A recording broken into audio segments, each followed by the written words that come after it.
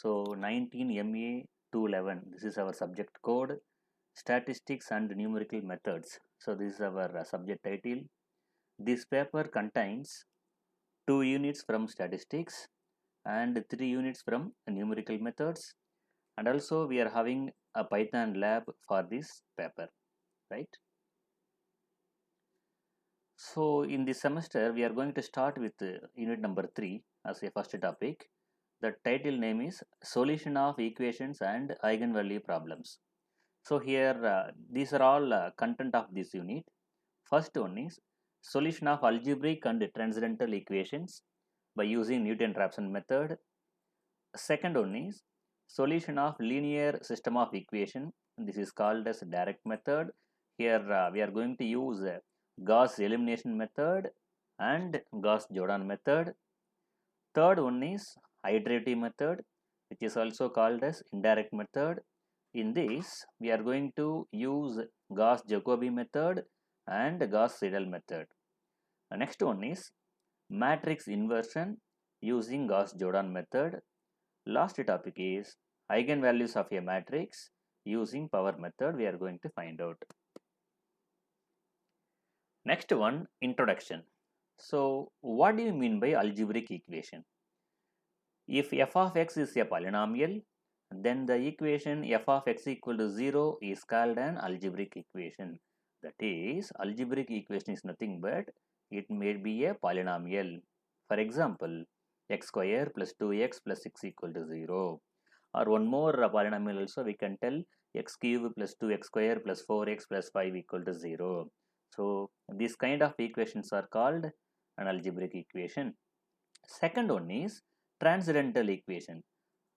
So what is the meaning for that? An equation which involves a transcendental of function like sin x, cos x, tan x, logarithmic function, exponential function, these are called transcendental equation. For example, e power x plus 5 equal to 0 and trigonometric one 2 cos x plus 2 equal to 0, and this is for logarithmic x log x base 10 plus 2 equal to 0. So before entering the topic, I would like to clear what is the meaning for algebraic equation and what is the meaning for transcendental equation, right? Now we are going to entering our new topic, that is Newton-Raphson method. It's a very important method. So here before entering this topic, we should know how to find out roots of location of roots. If f of x is a continuous function in the interval a comma b, and f of a and f of b have the opposite signs, then f of x equal to 0 has at least one real root in the interval a comma b. So this is the a formal definition for locating the root. While we are solving problem, we could easily understand this, right? Now I would like to introduce my new method, that is Newton-Raphson method. The formula for Newton-Raphson method is xn plus 1 is equal to xn minus f of xn divided by f dash of xn. Where what do you mean by xn? Where xn is value of the root at iteration n. Xn plus 1 is a revised value of the root at iteration n plus 1. F of xn is the function at iteration n. F dash of xn is called as a derivative of f of x evaluated at iteration n. So this is the fundamental formula for Newton-Raphson method. Now procedure, how to solve this problem? If we choose the initial approximation x naught close to the root, then we get the root of equation very quickly. So for this root only, I have mentioned previous slide how to find out the root, right? Second point, if the initial approximation to the root is not given, then we can find any two values of x. We can say a and b such that f of a and f of b are of opposite signs. If modulus of f of a is less than f of b, then a is taken as the first approximation root,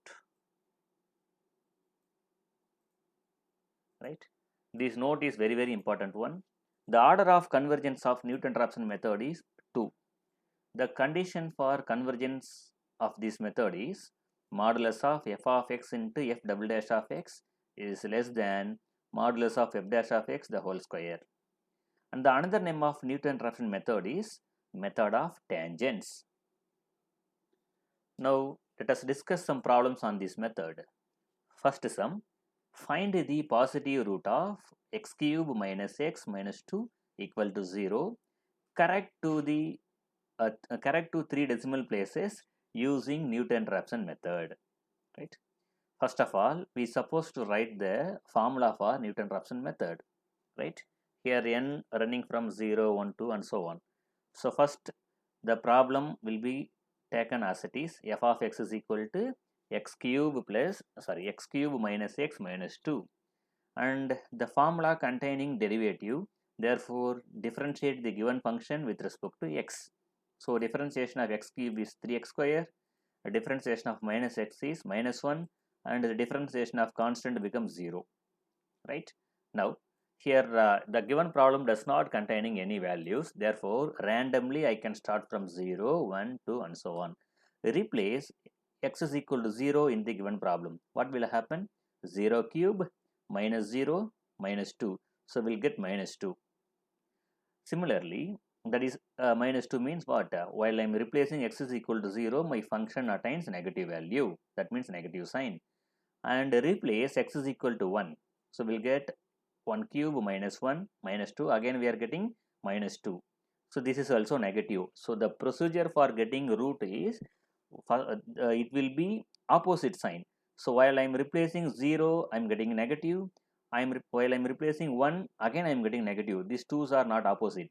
We are getting same values. Therefore, I would like to move for x is equal to 2. So here we are getting 2 cube minus 2 minus 2. So simplify this, 2 cube 8, 8 minus 4 becomes plus 4. So we are getting positive value. Therefore, the problem may have the root between 1 and 2, because these 1 and 2 only having opposite signs. Therefore, among these, the numerical value, which one is less than? While we are replacing x is equal to 1, the value is minus 2. Even though minus 2, we have to taking modulus, which means what? It is 2. While we are replacing x is equal to 2, the value is what? 4. So 2 is less than 4. Therefore, the initial value must be x is equal to 1. Initial value always mentioned by x naught. Therefore, here I am taking x naught equal to 1. Why? Because while I am replacing 1, I am getting the value is minus 2. While we are taking modulus, this becomes 2. 2 is less than 4. Therefore, I have chosen x naught equal to 1. Clear? Now, put n equal to 0 in xn plus in the given formula. So, what will happen? X1 equal to, while we are replacing n equal to 0 in left hand side of the formula, we will get x1. So x1 is equal to x naught minus f of x naught divided by f dash of x naught, right? So f of x naught, f of x is nothing but the given problem. What is what is the given problem? X cube minus x minus 2. While we are replacing x naught, what will come? X naught cube minus x naught minus 2 divided by its derivative 3 x naught square minus 1. So here what is x naught value? We have chosen that is 1. We replace and simplify, we will get 2 is the answer. So therefore x1 answer is 2. Similarly, find out x2. The formula for x2 will becomes x1 minus f of x1 by f dash of x1. Replace the values, and in place of x1 we can replace 2. While we are simplifying this, we will get 1.63636. Again go for x3. x3 is equal to x2 minus f of x2 by f dash of x2, and replace the x2 value in this formula and simplify this, we will get 1.53039. So this is actually iteration method where we have to stop. That is why in my problem they are clearly mentioning maximum the 3 values should be equal. So in x2 we are getting 636 after the decimal.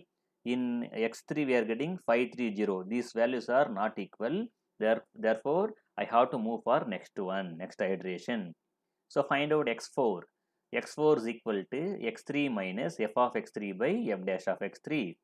Just to replace the respective values on this, and x3 value becomes what, 1.5303, and cube this, simplify this, we will get 1.52144. This is the value for x4. And go for x5. x5 is equal to x4 minus f of x4 by f dash of x4. Replace the formula. In place of x, replace x4, and replacing x4 value is 1.52144. Just to simplify this, we can use calculator while we are simplifying, we don't bother about this. Then we'll get x5 value is 1.52138. Again, these values are not getting equal, right? So go for x6.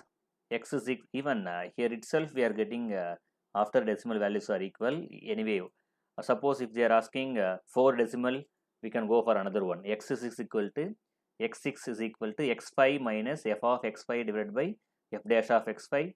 Replace the values and simplify this, we will get 1.52138, right? So the problem contains up to 3 decimal, we can stop up to 5th iteration. Suppose the same problem they can modify slightly, find out the up to 4th decimal, means we can go for 6th iteration. Therefore, here x5 and x6 are equal even up to 5 decimals, right? So we are getting 1.52138.